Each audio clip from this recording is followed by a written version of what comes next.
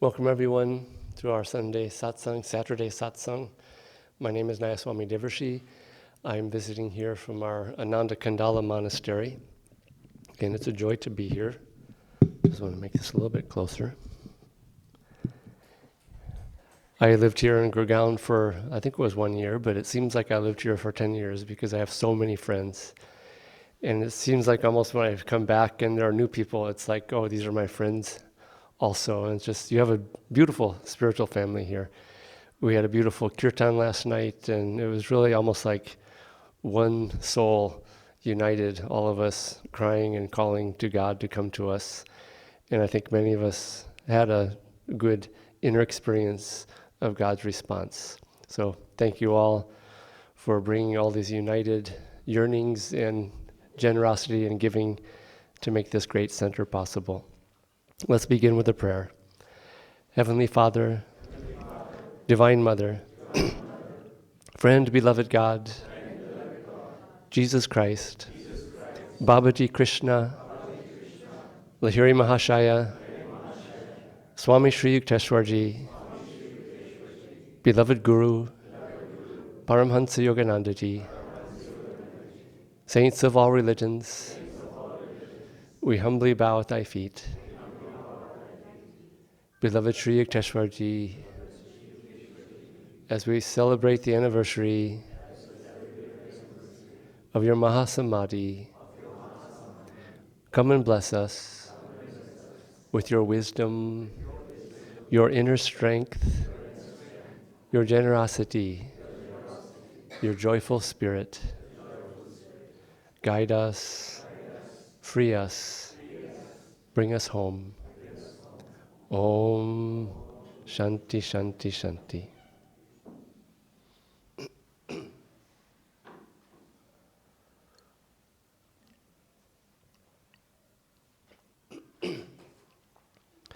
Well, it's beautiful to share this Mahasamadhi together. I just came back from a week ago. I spent 2 weeks in Puri, which is where Sree Yukteswarji had his Mahasamadhi.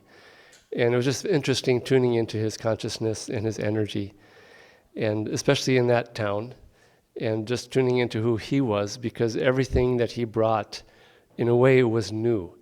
And just, it was new and fresh. Just his approach, his whole approach to this is Dwapara Yuga, it's no longer Kali Yuga. He spoke against the old sort of pundits who said and insisted it was Kali Yuga. He had a very scientific approach, a very practical approach to spirituality.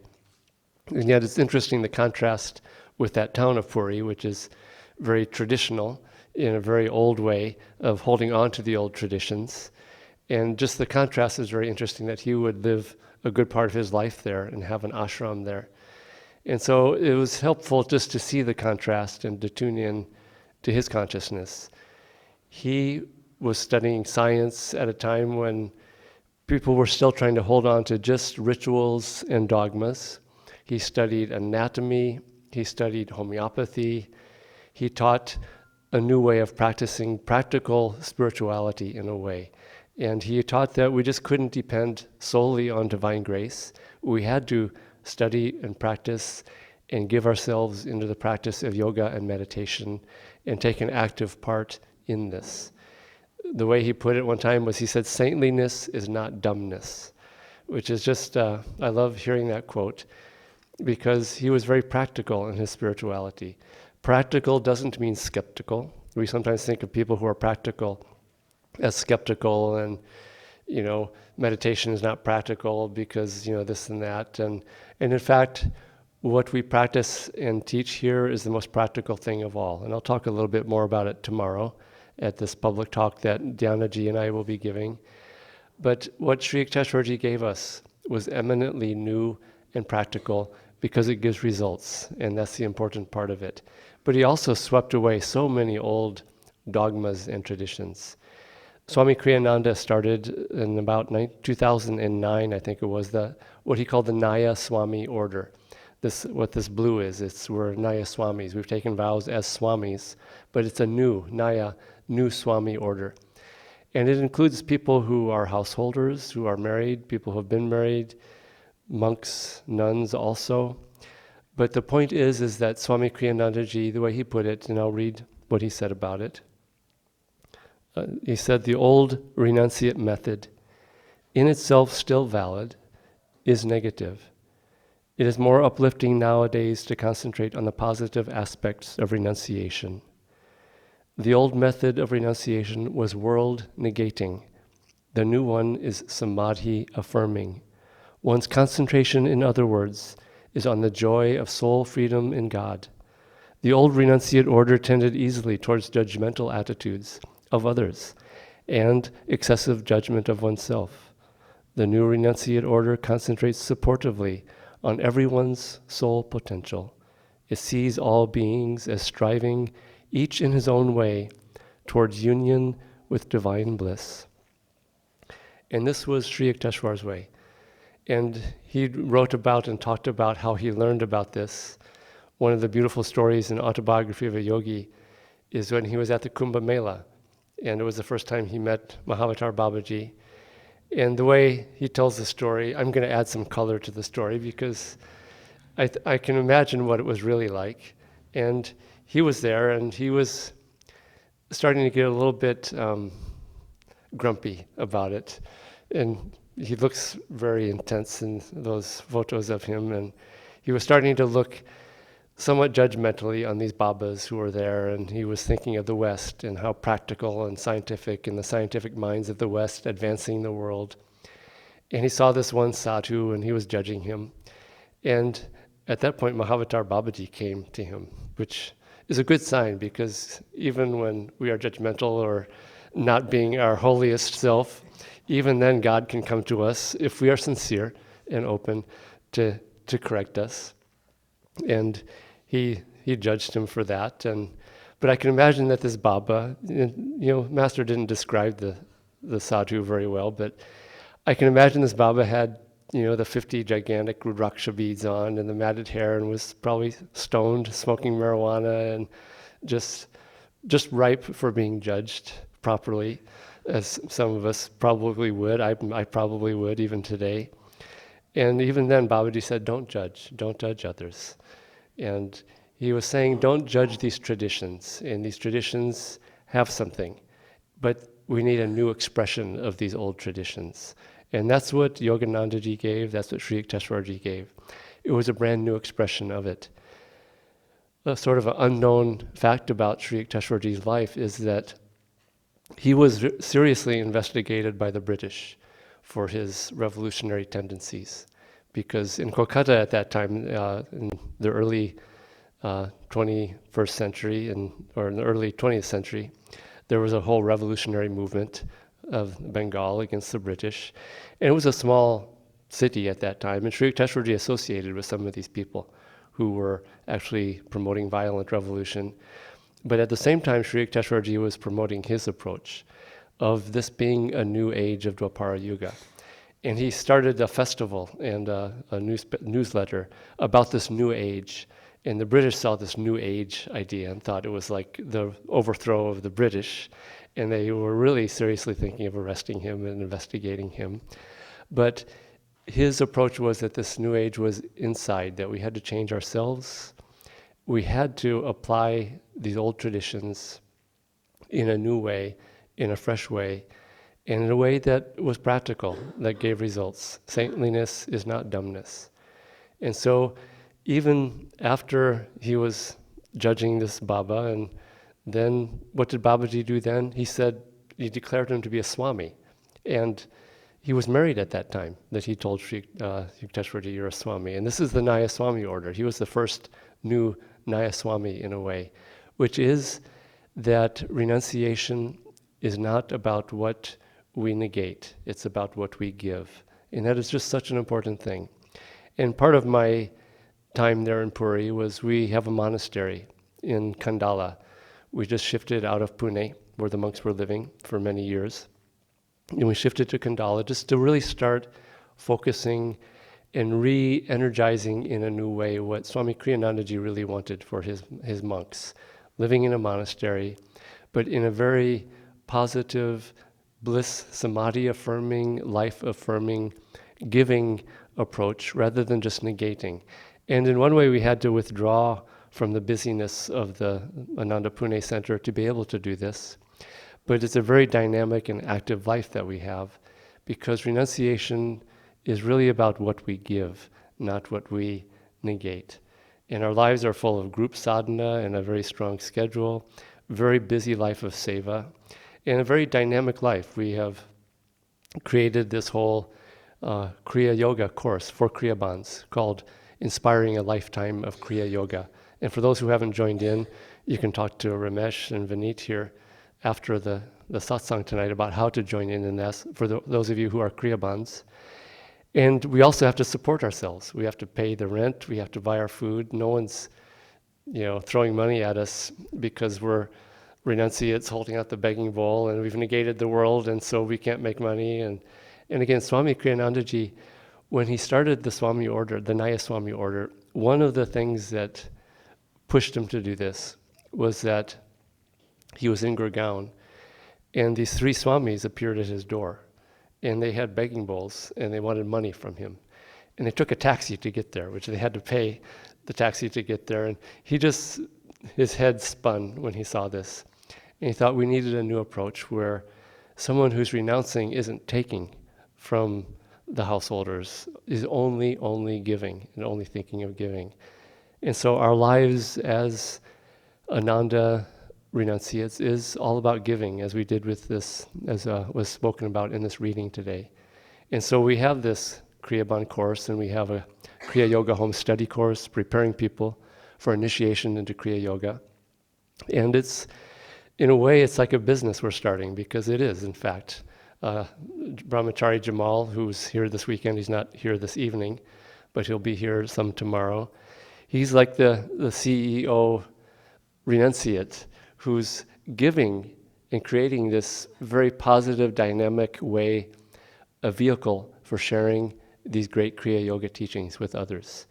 And you can't just negate and say, well, I don't touch money, I don't do this. And again, Swami Kriyanandaji taught that money is not evil, that even money it can be used, it can be evil. There's a saying in the West that money is the root of all evil. And it's actually a misquote. I think it's from the Bible or from Shakespeare. Does anyone remember where it's from? It's from one of those 2 sources. That's a misquote. It's actually the love of money is the root of all evil. And so we need to earn money. All of us here, we raise families and such.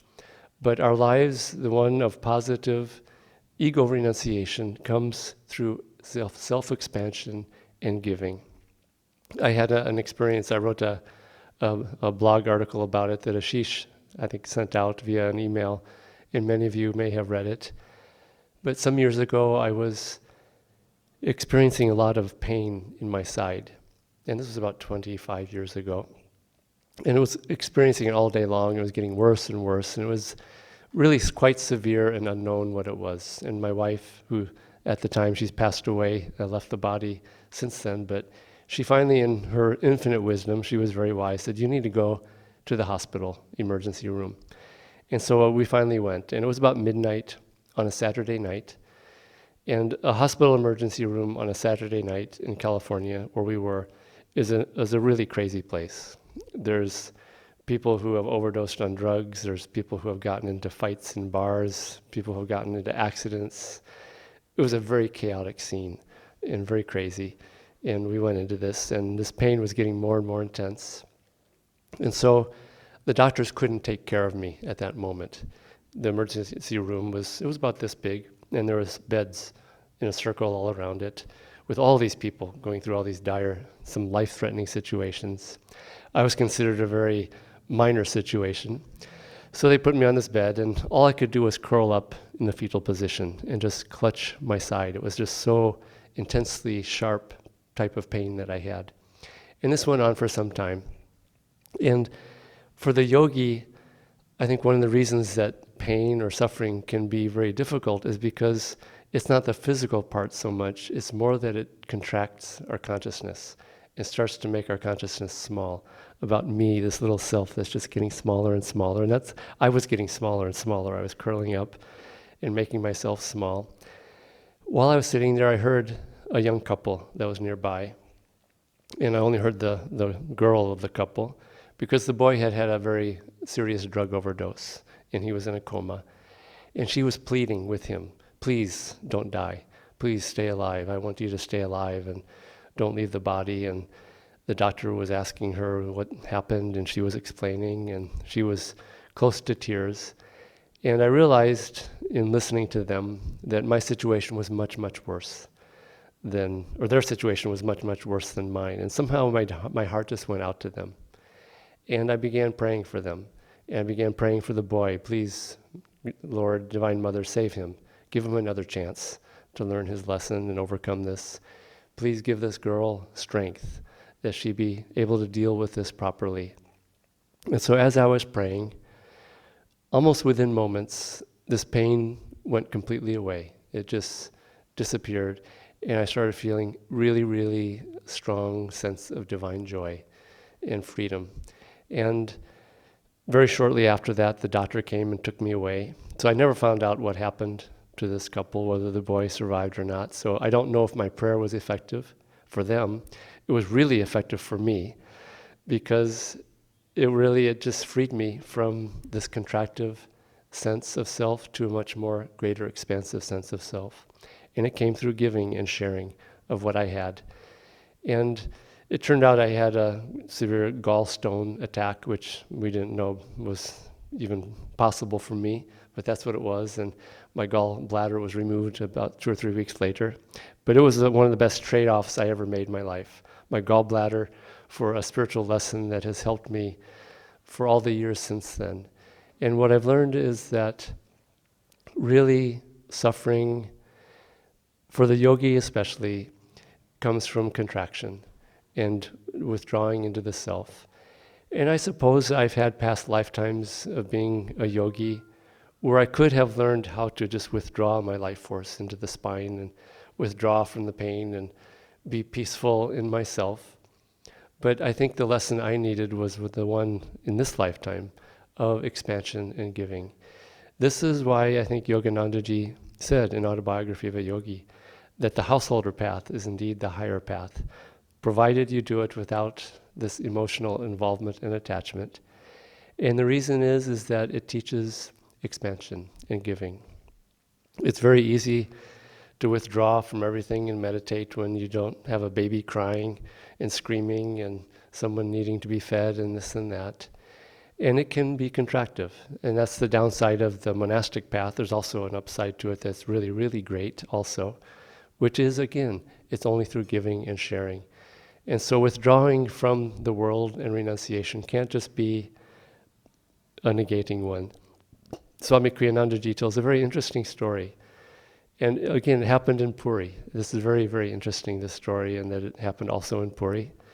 He said he was in Puri many years ago, and he met a famous saint there. And the saint was, I think it was 128 or 138 or 140 years old at that time. And the saint was a very deep jnani yogi, and he taught that we should not enjoy anything in this world because it's all Maya and all delusion. And Swamiji he didn't like this philosophy. And Swamiji said, not even a beautiful sunset? You shouldn't even enjoy that? And it's interesting that, because when I'm in Puri, one of the most beautiful things in Puri is the beautiful sunsets. And I stayed right near the ocean, and every day in the evening I would walk in the ocean. And because the beach goes from north to south, the sun sets right along the line of the ocean and reflects across the ocean, waves receding, and just like a glass mirror with all this orange light, and it's just very majestic and beautiful. And this yogi said, no, not even a sunset. It's all Maya and all delusion. And Swamiji didn't argue with him because the man was a great saint in his own way.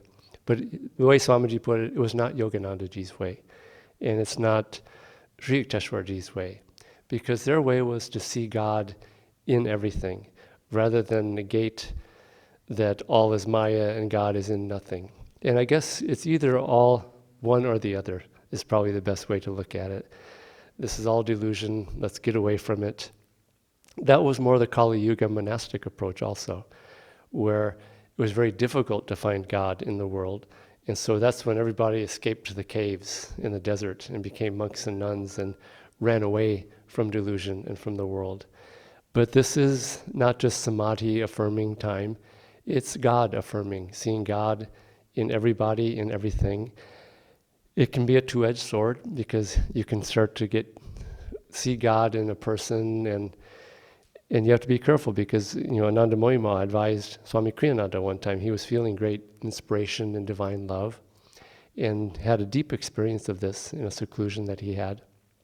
And Ma saw him soon afterwards and said, be careful. She said, even divine love, if it's allowed to go down the spine, can get you caught up in personal attraction and love. And it's the same energy, and it's the direction of it is the important thing. And that's the whole point of yoga, meditation, Sri Yukteswarji's very scientific approach, which is that controlling the life force, pranayam be thy religion, which is what Sri Yukteswarji very often sang that chant about Kriya Yoga. Pranayam will give thee salvation. Pranayam is the wishing tree.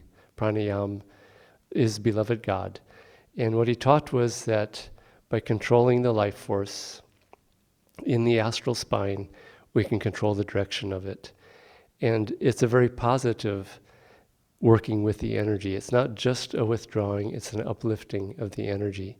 And when we start to do that more and more, this was Yogananda's way and Sri Yukteswarji's way. This Yogananda saw God in everything, saw God in everyone.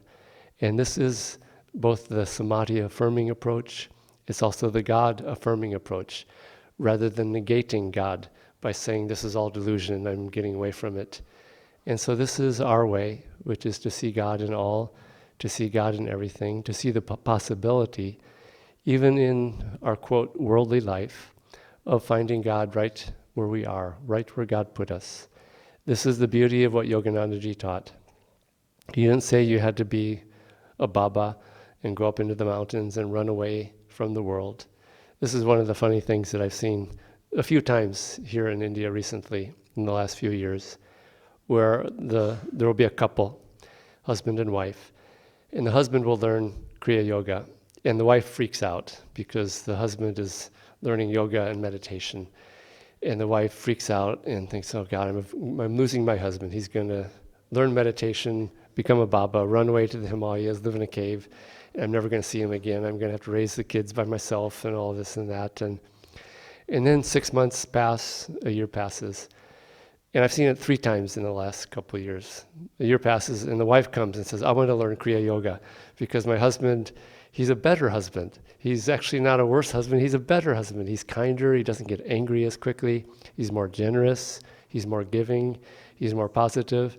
This is the power of Kriya Yoga. It is God affirming, it's life affirming, it's giving, because we find that when we uplift the life force up the astral spine, we tend to learn to give more, because we find that, like that experience I had lying on that bed in the hospital, that when I give, I become freer and more joyful. And I don't think I would have known how to do that, or I don't think I would have been inclined to do that if I didn't know Kriya Yoga.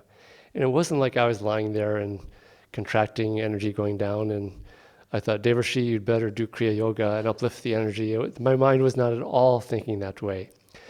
But because I'd been practicing Kriya Yoga for, 25 years at that point, or 20 years at that point, there was a tendency to work with the flow of energy in a different way. And just by nature, by habit, by experience, there was sort of a groove in my astral spine, or a habit of the energy when it started to contract too much, of just the Choto Devarshi getting smaller and smaller, finally realizing, wait a minute, this doesn't feel right. What can I do? And I wasn't consciously thinking that, it's just that the energy itself Swamiji says this, energy itself is intelligent, and it will guide us to do the right thing. I'm finding this more and more in my own life, that as I practice these things more and more in my life, that I naturally tend to do the right thing and make the right decisions, very often without knowing why I am even making that decision. But this feels like the right thing to do. And it's because of the energy that comes, that changes the flow, that changes through the daily practice of Kriya Yoga. And this is why it's really important to also put out our effort and to practice these scientific techniques.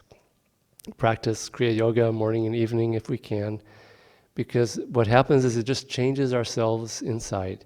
It changes especially the flow of energy. It changes our ability to work with energy. And again, it's not this overthinking situation. Swami Kriyanandaji described it in a way as a downhill skier who's going down this very steep slope. And he can't just be thinking every step of the way what I should do. What he does is he gets into this flow and just changes his balance and his direction of his feet. And he's not over-analyzing, because as soon as he would start thinking about what I should do next, he would crash and go tumbling over. And so it's a flow of energy that we get caught up in. And modern society is like that. It's an intense flow of energy.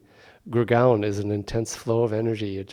You're caught up in it. You're caught up in your career, your life, your job, and it's just moving along really fast, and you don't know sometimes what you're doing or where you're going. But if you learn how to work with life force and work with pranayama, have control of this energy, but also work with God, work with the divine, you find that you start moving and acting in the right way, and you start doing the right things. And this is why Kriya Yoga is really the most practical thing that you can do. And it's a crazy thing, because on the outside it looks really impractical. And again, this is why these 3 wives freaked out, because they knew their husband was going to be doing Baba-like behavior and going to the caves and meditating and this and that. But they saw that it actually started producing results. And that's the thing about something that's practical produces results. That's the bottom line. It's not about the theory. It's not about what it looks like on the outside. Does it produce results? And so experiment more with these things. Practice Kriya Yoga more diligently if you can, and see how even with your career, with your family, it changes you, and it actually makes you a better person, a better teacher, a better business person even. This is what these teachings can give us, and this is what Sree Yukteswar gave. He had a very scientific mind, but he was also very practical in his spirituality. And this is why he said saintliness is not dumbness. And this is the beauty of what Yogananda taught. And he just taught these principles and Swami Kriyanandaji, of applying spirituality even to business and seeing God in this flow of energy that you get into, even in starting a business. Because it's crazy. We're renunciates. We've just started a monastery. And basically, we've just started a business at the same time. It's like a business startup to try to serve others, basically. It's not just to help ourselves. It's only really about finding a way to serve others.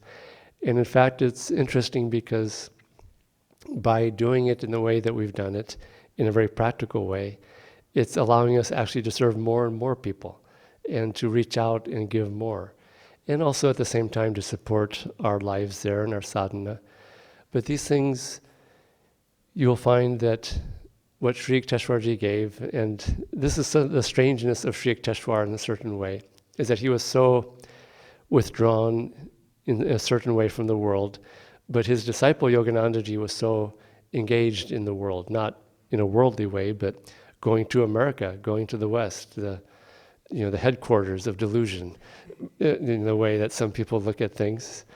But Yogananda, he saw God in that. He saw that God is in that energy, that creativity that you see in the West. And he taught ways to bring that energy and that divine creativity into intense activity and action, the way that we all teach and practice here. They're so different in those ways.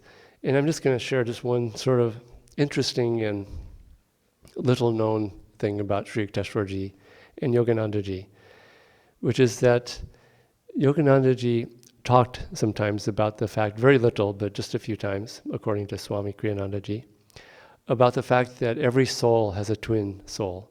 And he wasn't talking about soulmates and, oh, there's my soulmate. Someone falls in love and it's my soulmate. And in the early days of Ananda Village, when someone said they found their soulmate, I was in the monastery at that time. We sort of had this sort of wry comment, oh, is their samskar mate? It's not your soul mate. And Swamiji said that yes, we each have a soul, twin souls, the way he put it.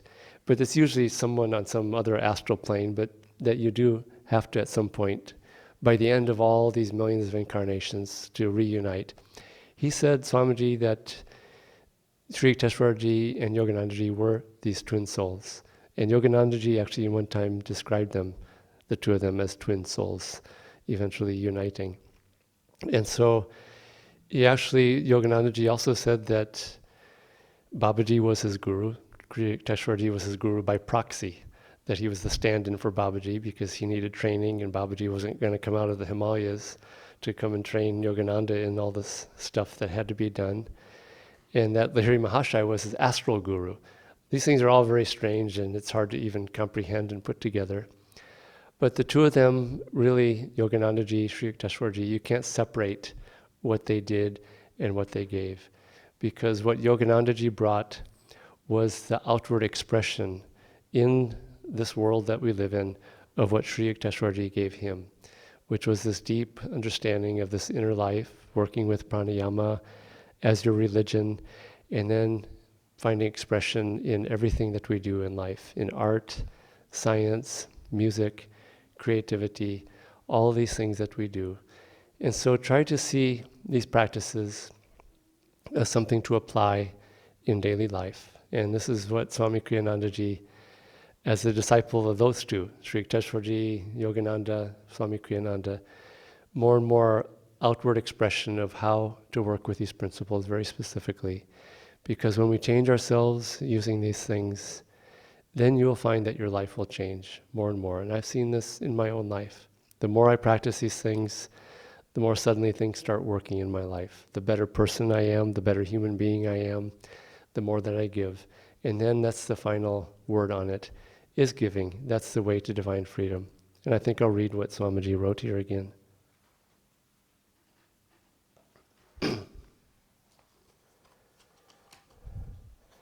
And in a way, this is also about renunciation.